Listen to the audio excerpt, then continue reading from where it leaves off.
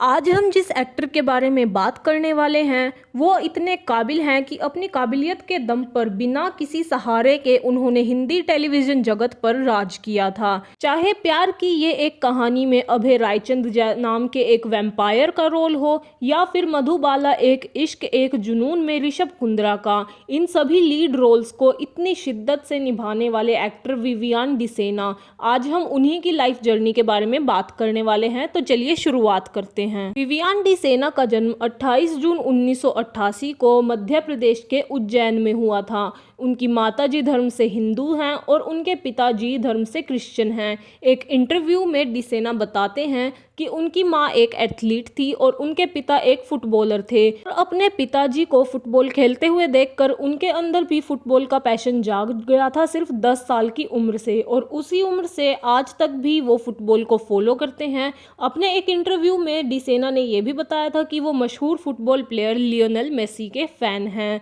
अब ऐसे में कौन नहीं चाहेगा कि वो भी एक फुटबॉलर बने, लेकिन ऐसा डिसेना के साथ नहीं हुआ क्योंकि उनकी मंजिल तो टेलीविज़न जगत पर राज करना थी। अब चूंकि उनकी माताजी एक एथलीट थी और उनके पिता एक फुटबॉलर थे, यानी कि एक्टिंग के लाइन में उनके सिर पर किसी का भी हाथ नहीं था। वो आज जिस भी मुकाम पर हैं वहाँ पर खुद के बलबूते से पहुँचे हैं। उन्होंने लाइफ का पूरा स्ट्रगल देखा है। इसी के चलते बहुत सारे स्ट्रगल और ऑडिशंस के बाद विवियान डिसेना ने अपना एक्टिंग डेब्यू किया था 2008 के शो कसम से में। हालांकि इसमें वो ज़्यादा देर नहीं टिक पाए। इन्होंने इसमें 2008 से 9 तक यानी कि सिर्फ 1 साल ही काम किया था। उसके बाद इन्होंने आगे भी चलकर बहुत सारे सीरियल्स में काम किया जैसे अग्नि परीक्षा, जीवन की गंगा, लेकिन इनका सबसे बड़ा ब्रेक थ्रू मिला इन्हें प्यार की ये एक कहानी नाम के सुपरनैचुरल शो से, जहाँ पर इन्होंने अभय रायचंद नाम के एक वैम्पायर का किरदार निभाया था। ये शो 2010 में आया था और आने के बाद इस शो ने बहुत सारी टीआरपी भी बटोरी।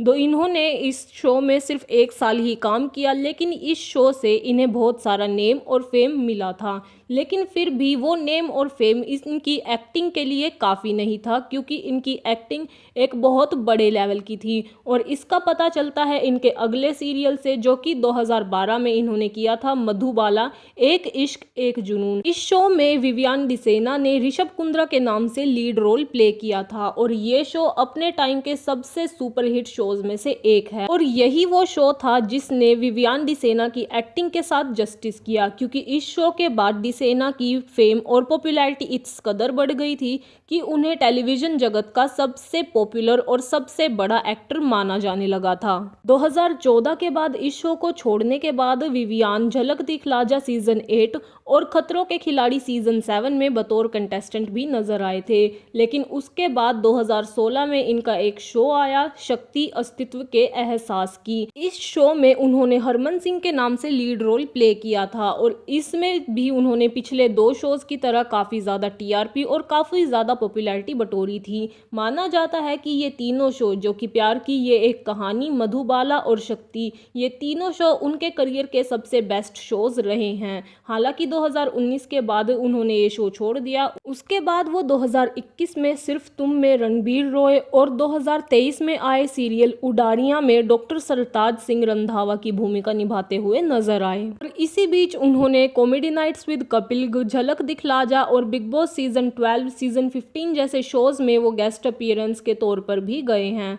बात अगर उनकी पर्सनल लाइफ की जाए तो आपको बता दें कि 2013 में उनका शो प्यार की ये एक कहानी की को स्टार वहाजीब दोराबजी के साथ उनकी शादी हुई थी, लेकिन इस कपल ने 2016 में डिवोर्स फाइल कर दिया जो कि आगे 2021 में फाइनलाइज हुआ। उसके बाद 2022 में डिसेना ने नूरन अली नाम की एक इजिप्शियन जर्नलिस्ट के साथ शादी कर ली थी और उनकी साथ में एक बेटी भी है। आपको बता दें कि 2019 में नूरन से शादी करने के लिए डिसेना क्रिश्चियन से मुस्लिम में कन्वर्ट हो गए थे। और अगर हम प्रेजेंट की बात करें तो इस वक्त पर विवियान बिग बॉस 18 जैसे इंडिया के नंबर 1 रियलिटी शो में बतौर कंटेस्टेंट उतरे हैं और अब तक काफ़ी अच्छा कर रहे हैं। तो ये थी विवियान डिसेना की लाइफ स्टोरी। वीडियो अगर आपको पसंद आई हो तो इसे लाइक करें और चैनल को सब्सक्राइब ज़रूर करें।